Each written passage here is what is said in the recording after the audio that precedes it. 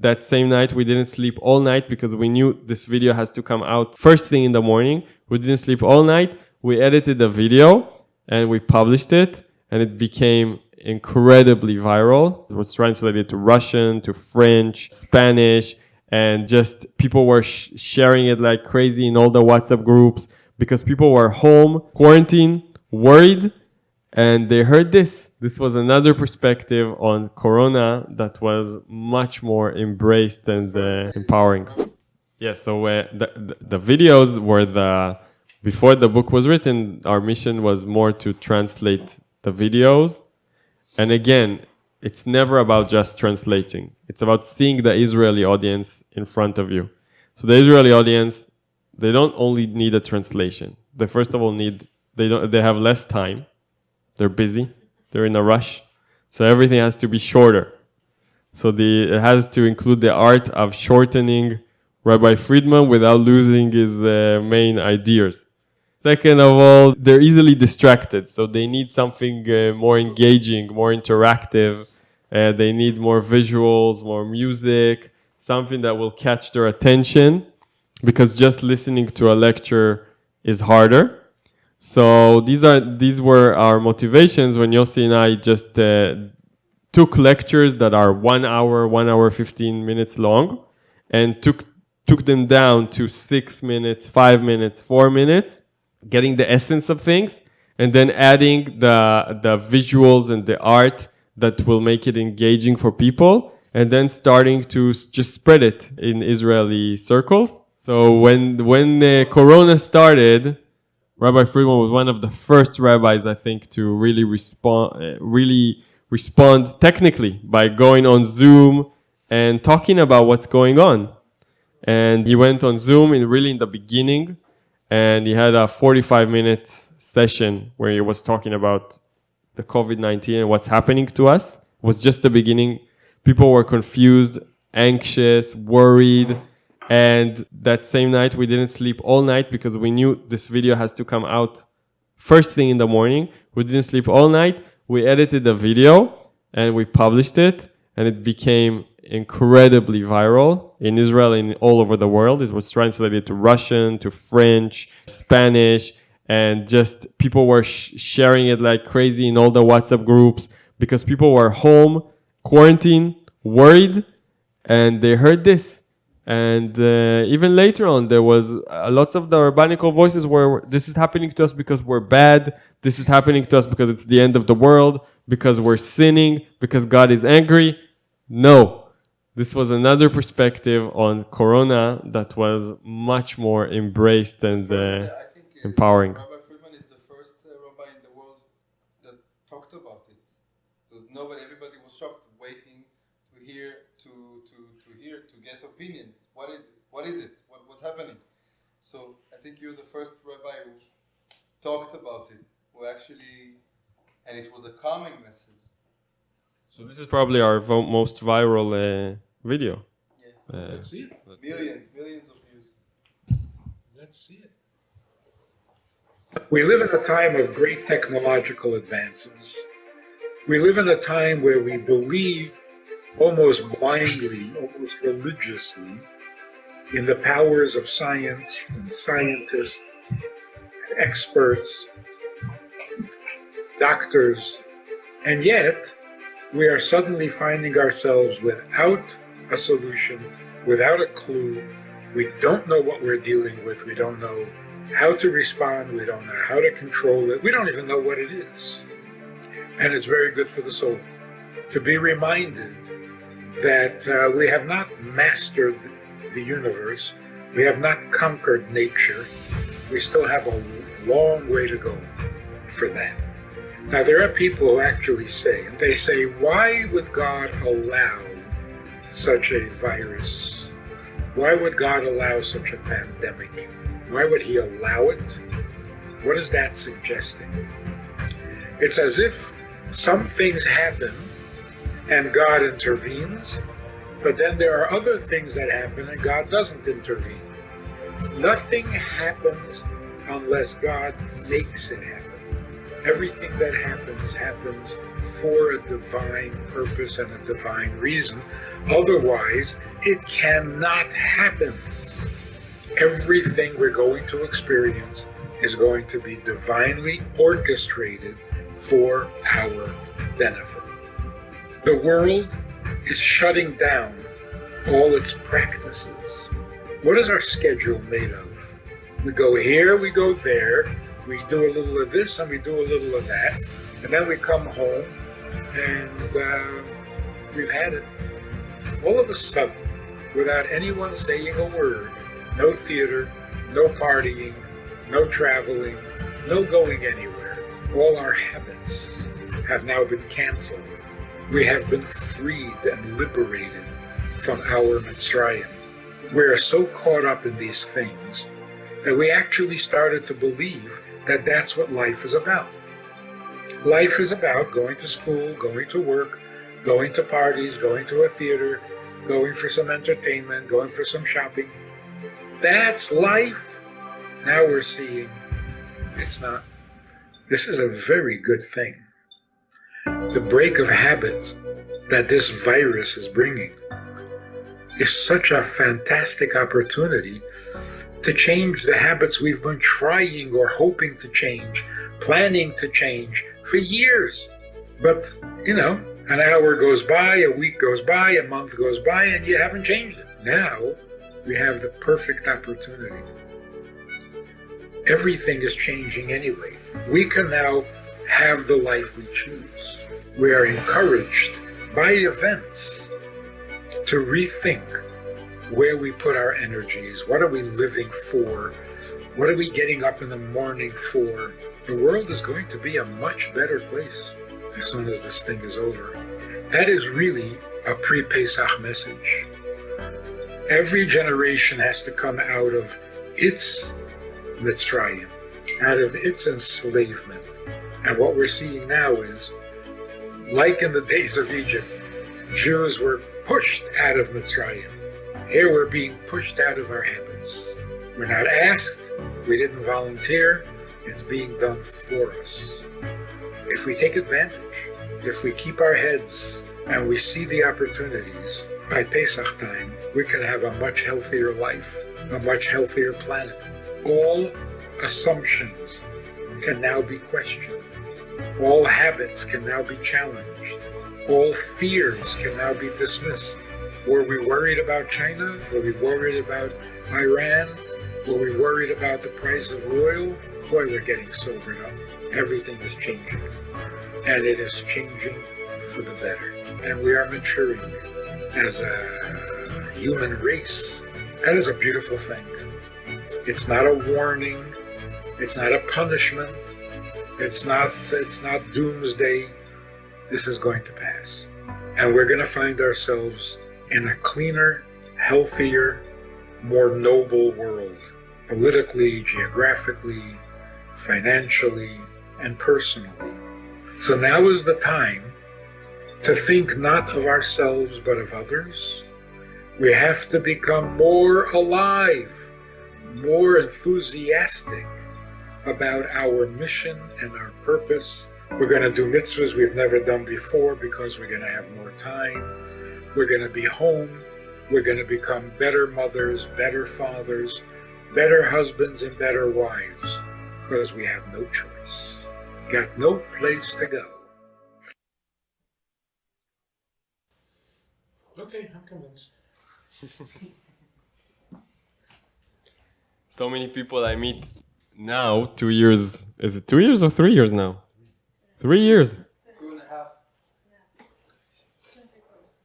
They're into Judaism, they're into things, and you ask, when did it start? And they say, Corona.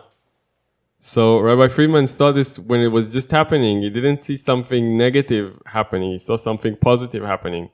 Now it's already clear. You talk to people that made positive changes in their lives, that decided to connect to God, that decided to connect to Judaism, that decided to make good improvements in who they are. They will all say it happened in this year.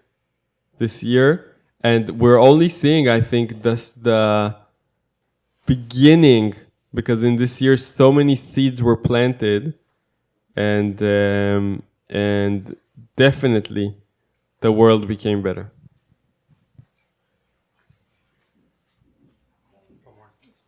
We have more?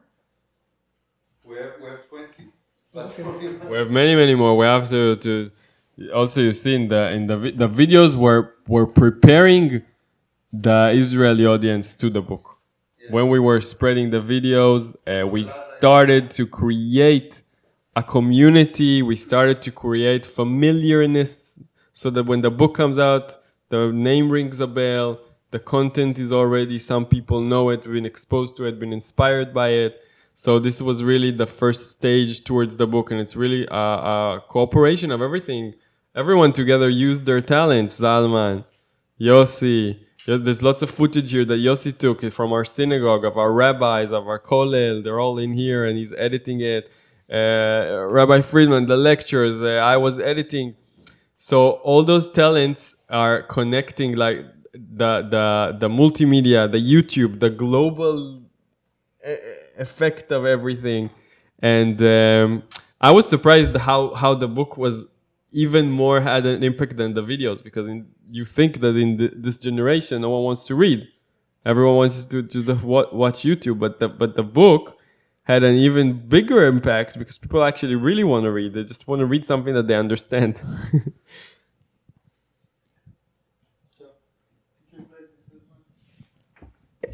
Is God lovable? Way back from the times of Aristotle and Plato, what we hear about God is that He is the original true existence, substance from which everything else comes. It's infinite, it's beyond, it's indescribable, and you're supposed to love it. So what are you going to serve Him? What are you going to give Him that could possibly be meaningful to Him when He is so perfect? Where do you get a guy who has everything? Here's the real secret of Judaism, which we have not shared with the world. When God came down to Mount Sinai, He came down to Mount Sinai and told us all about Himself. He wasn't only telling you what to do. He was describing Himself. You want to know about me?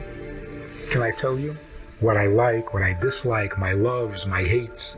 This is me. This is what it means to be God. He created the world according to His needs. He didn't decide what He needed after He created it. We were so overwhelmed by the power of the event that we didn't hear Him. Finally, the Baal Shem Tov came around 300 years ago, and he said, okay, it's taking you guys too long. Let me spell it out for you. God desperately needs you. He created the world because He needs you. Don't you hear Him? He's been begging all these years, be mine. So in the long run, when we face it, we experience a certain hopefulness, an optimism. I can do it. To serve God by fulfilling the commandments and avoiding the prohibitions. To merge with Him, to become one with Him, which means to fulfill our vow. So if it was up to me, I would not have started this relationship, because I don't love God that much. But He started the relationship. And I can't refuse it. I can't resist it. I don't worship Him because of His greatness. I don't understand His greatness, and I'm not particularly moved by it. It's good for Him that He's great. What does it do for me? And I'm not looking for a God that can beat up your God. So what then is my relationship with God? He is my God, and therefore I will glorify Him. And mine doesn't mean you belong to me. Mine means this is the relationship that I belong in. This is my purpose. I don't have to invent it. It's mine. And that makes it more precious than all the talents and all the beauty and all the goodness that exists in places that are not mine. That's called intimacy. Intimacy means I know where I belong. And that's the only place I want to be. Although I can be many places, I don't belong in many places. And if my place includes some pain, and it often does, it's mine. I'll take it. And when we do that, the world can become what God envisioned. And it must, because God doesn't fail. So the world will not come to some tragic end. It won't burn itself out. It will become more. It will become divine. The God of all the worlds wants a dwelling place. He can have all the angels and all the heavenly world. Doesn't give pleasure. He wants a personal, intimate relationship. That is the purpose of the world. The real substance of this world is God's pleasure. So, is God lovable? If you have any idea what God is, yes, He is lovable. He's irresistibly lovable because He's vulnerable. You don't want to tell your children that they came for no reason and it's all going to end for no reason, and in the meantime, just be safe. You want to tell your children that God waits every morning for your child to do their part in this vast eternal plan.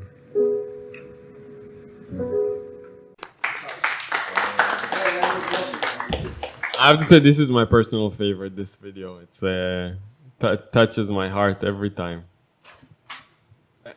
It's also very anthropological, I was telling the rabbi here, because, you know, as an anthropologist, you really appreciate the so many treasures that God gave to this world. There's so many great cultures and great religions and great philosophies, and you can discover all of them, and you can study all of them, and you can enrich yourself with all of them. They're available to you in this day and age. And this idea of belonging, of intimacy, not by ruling out the others, not by dismissing them or saying why they're wrong or they're lies, but just the fact that it's not yours, is very powerful and very simple, and restores the sense of intimacy with Judaism.